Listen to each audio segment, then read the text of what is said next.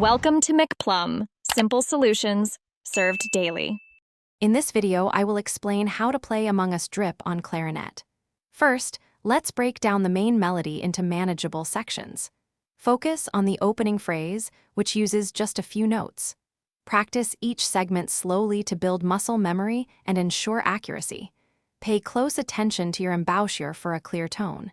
This easy method will have you playing in no time. Now, let's tackle the main theme. Pay close attention to the rhythm. It's what gives the drip its unique feel. Work on connecting the notes smoothly, avoiding any choppy sounds. A metronome is your best friend here, helping you keep a steady beat. Start at a slow tempo and gradually increase your speed as you gain confidence. Hey everyone, if you're enjoying this tutorial, please hit that like button and subscribe for more clarinet tips.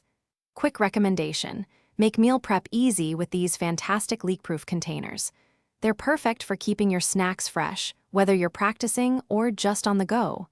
Check the description for the link and other great deals. Now, let's get back to the video. To truly make Among Us Drip shine, add some style and expression.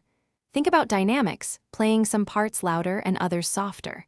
Try different articulations, like staccato or legato, to give the notes character.